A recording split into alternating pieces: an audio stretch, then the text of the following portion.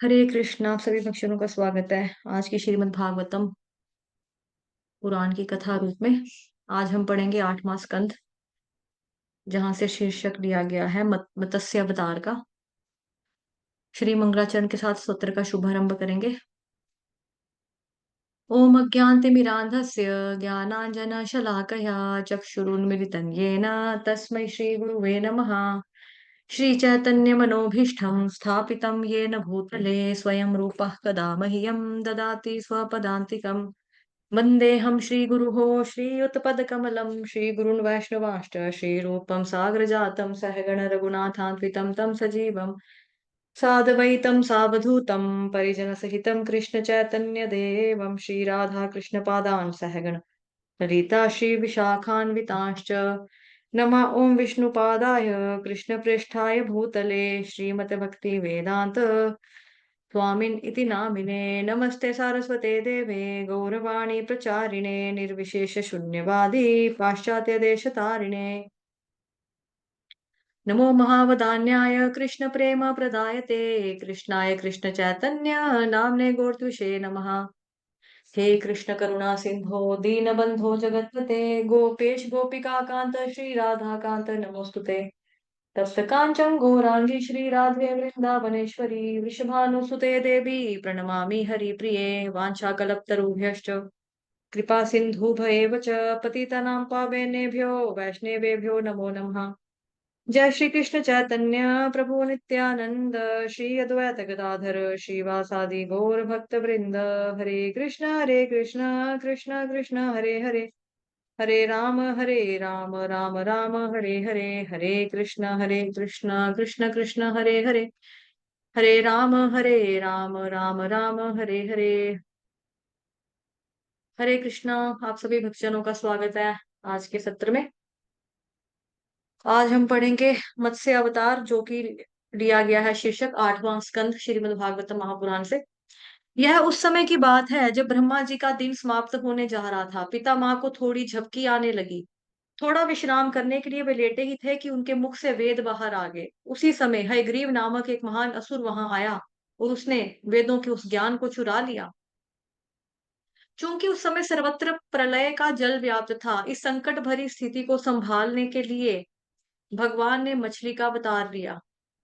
वास्तव में अगस्त्य मुनि ने स्वयंभू मनु को शाप दिया था, जिसके फलस्वरूप पहले मनवंतर में प्रलय हुई थी। सामान्यतः ब्रह्मा जी के रात होने पर ही प्रलय होती है, मनवंतर के बीच में नहीं। हयग्रीव असुर का वध करने के पश्चात भगवान मत्स्य ने ब्रह्मा जी को वेद लौटा दिए और उनकी दृष्टि से ओझल हो गए। तब चाक्षुष मनवंतर के दौरान अचानक फिर से प्रलय आने लगी। हुआ यूं कि भगवान की इच्छा से ब्रह्मा जी को दिन के समय ही थोड़ी नींद आने लगी थी। चाक्षुष मनवंतर में द्रविड़ देश में सत्यव्रत नामक एक राजा रहते थे। वे भगवान के परम भक्त थे। वर्तमान मनवंतर में महाराज सत्यव्रत सूर्यदेव विवस्वान के पुत्र श्राद्ध देव बने हैं। भगवान की कृपा से इस मनवंतर में उन्हें मनु का पद प्रदान किया गया। एक समय सत्यव्रत महाराज केवल जल पर निर्वाह करते हुए तपस्या कर रहे थे। एक दिन जब वे तर्पण करने के लिए कृतमाला नदी के तट पर बैठे ही थे, तो उनकी अंजुली में छोटी सी मछली आकर बैठ गई। बिना सोचे राजा ने जल के साथ उस मछली को पानी में फेंक दिया। परंतु आश्चर्यजनक रूप से वह मछली अति दीन वचनों में राजा से बोलने लगी। हे महाराज, हे दीन दयाल, आपने मुझे इस जल में क्यों छोड़ दिया? मैं अत्यंत भयभीत हूँ, क्योंकि इस विशाल नदी में कोई भी जलचर मुझे खा सकता है। महाराज सत्यव्रत को कोई अनुमान नहीं था कि मछली पूर्ण पुरुषोत्तम भगवान भी हो सकते हैं। फिर भी उन्होंने आत्मतुष्टि के लिए प्रसन्नता पूर्वक उस मछली को संरक्षण देने का निश्चय किया। यह अज्ञात सुकृति का उदाहरण है, अथवा अनजाने में भक्ति करना। ऐसी सेवा से व्यक्ति को भगवान की कृपा प्राप्त होती है। मछली के दीन वचनों को सुनकर राजा ने उसे अपने कमंडलू में लिया और अपने महल को लौट आए। परंतु एक ही रात में वह मछली इतनी बड़ी हो गई कि उसे कमंडलू में हिलने डुलने में भी कठिनाई होने लगी। महाराज सत्यव्रत को देखकर उसने कहा, मुझे इस छोटे से पात्र में रहने में कठिनाई हो रही है। कृपया मुझे किसी बड़े पात्र में स्थानांतरित करें, जिससे मैं सुखी हो सकूं।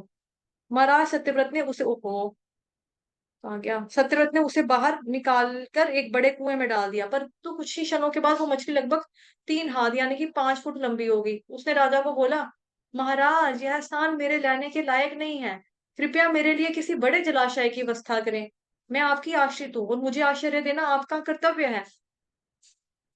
महाराज सत्यव्रत ने उसे कुएं से निकालकर एक सरोवर में छोड़ दिया, परंतु वह मछली इतनी बड़ी हो गई कि सरोवर की सीमाएं उसके शरीर में उसके शरीर को समेटने के लिए छोटी पड़ने लगी। वह फिर से महाराज सत्यव्रत से कहने लगी, महाराज, मैं एक विशाल जलचरी हूँ और यह सरोवर मेरे लिए काफी नहीं है। कृपया मेरे लिए ऐसा जलाशय ढूंढे जिसका जल कभी भी कम ना हो।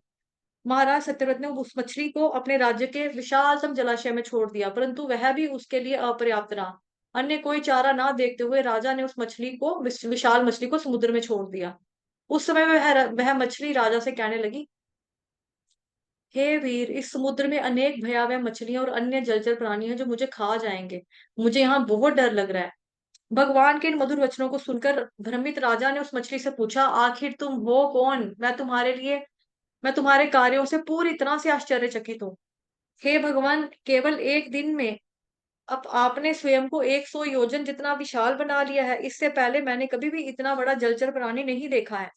हे भगवान, निश्चित ही आप पूर्ण पुरुषोत्तम भगवान नारायण है, जिसने संपूर्ण जीवों पर दया दर्शाने के लिए इस मछली का रूप धारण किया है। चूंकि आप हम जैसे शरणागत भक्तों के स्वामी और लक्ष्य दोनों हैं, मैं आपके चरण कमलों में नमन करता हूँ। कृपया मुझे बताइए कि आपने किस प्रयोजन को साधने के लिए इस मछली के अद्भुत रूप को स्वीकार किया है। भगवान ने कहा, हे राजन, आज से ठीक 7वें दिन तीनों लोक प्रलय के जल में समाधिस्थ हो जाएंगे। उस समय तुम्हारे पास मेरे द्वारा भेजी गई एक विशाल नौका आएगी। तुम उसमें समस्त प्रकार के बीज, औषधियां, जड़ी बूटियां एकत्र करके लाद देना। सप्तऋषियों तथा प्रत्येक प्रकार के प्राणी के साथ तुम निर्भय होकर इस नौका पर चढ़ जाना, क्योंकि इसके माध्यम से तुम सुगमता पूर्वक प्रलयकारी सागर को पार कर सकोगे। पूरी नौका में अंधकार होगा और सप्तऋषियों के अलौकिक मुखमंडल से आने वाला प्रकाश ही तुम्हारी नौका को जगमगाएगा। उस प्रलयकारी जल में प्रचंड तूफान के कारण नौका भयानक रूप से हिचकोले खाएगी। इसलिए तुम उस नौका को मुझ मछली के सींग से बांध देना और उसके लिए वासुकी को रस्सी बनाना। तत्पश्चात जब तक ब्रह्मा जी की रात्रि खत्म नहीं होती तो मैं जल को नौका में खेऊंगा और तुम्हारे साथ रहते हुए अपने इस विश्व में दिव्य ज्ञान प्रदान करूंगा। मेरी ही कृपा से तुम्हारे हृदय में परम सत्य का ज्ञान तथा मेरी महिमाएं उजागर होंगी। यह कहकर भगवान मत्स्य वहां से अंतर ध्यान हो गए और सत्यव्रत महाराज उस नियत समय की प्रतीक्षा करने लगे। पूर्व दिशा की ओर निकले सिरों वाले कुश घास के आसन पर बैठ गए। उत्तर पूर्व दिशा की ओर मुख करके वे भगवान के मत्स्य रूप के ऊपर ध्यान करने लगे। कुछ समय पश्चात आकाश से भयानक बादल उमड़ने लगे और इतनी मूसलाधार वर्षा होने लगी कि सागर में उफान आ गया। संपूर्ण पृथ्वी जल में समाहित होने लगी। उस समय भगवान के वचनों का स्मरण करते हुए राजा सत्यव्रत ने अचानक एक अद्भुत नौका को अपनी ओर आते देखा। उन्होंने तुरंत सारे बीज और औषधियां ली और उसमें ऋषियों के साथ उसमें सवार हो गए। सत्यव्रत से प्रसन्न होकर ब्राह्मणों ने उन्हें परामर्श दिया, हे राजन, कृपया भगवान पर ध्यान करें, जिससे वे इस विपदा में हमारी रक्षा करें। जब सत्यव्रत महाराज ऋषियों के निर्देशानुसार एक चित्त से भगवान पर ध्यान कर रहे थे, तो उसी समय एक विशाल सुनहरी मछली उस प्रलयकारी समुद्र में प्रकट हो गई। यह असाधारण मछली 10 लाख योजन लंबी थी और उसके सिर से एक विशाल सींग निकला हुआ था। कुछ दिनों पूर्व भगवान से प्राप्त निर्देशानुसार महाराज सत्यव्रत ने वासुकी सर्प को रस्सी की तरह प्रयुक्त करते हुए अपनी नौका को उस मछली के सींग से बांध लिया। तब अपने अंतःकरण में गहन संतुष्टि का अनुभव करते हुए भगवान की स्तुति करने लगे, हे भगवान, आत्मज्ञान से विहीन जीव इस जगत में अनादिकाल से भ्रमण कर रहे हैं, परंतु आपकी कृपा से उन्हें भी शुद्ध भक्तों का संग प्राप्त हो जाता है। सुख की आशा से बंधा मूर्ख जीव ना जाने कितने कर्म करता है, किंतु वे सब अंततः उससे दुख और कष्ट ही प्रदान करते हैं। परंतु आपकी भक्ति करने से वह सुख की उन काल्पनिक तथा भ्रामक इच्छाओं से मुक्त हो सकता है। इसीलिए मैं आपको प्रणाम करता हूँ। मेरी यही इच्छा है कि आदि गुरु भगवान मेरे हृदय की गहराइयों में व्याप्त भौतिक इच्छाओं की मजबूत गांठ को काट दे। जिस प्रकार अग्नि में तपाए जाने से सोना अथवा चांदी शुद्ध हो जाती है, उसी प्रकार भगवान की भक्ति करने से जीवात्मा समस्त गंदगियों से मुक्त होकर अपने मूल स्वरूप में स्थित हो सकता है, जिसकी जितनी कृपा भगवान अपने भक्तों पर कर सकते हैं। सभी देवता तथा तथा कथित गुरु मिलकर उस कृपा का 10,000वां हिस्सा भी नहीं कर सकते। जिस प्रकार एक अंधा व्यक्ति किसी दूसरे अंधे का को अपना मार्गदर्शक बनाता है,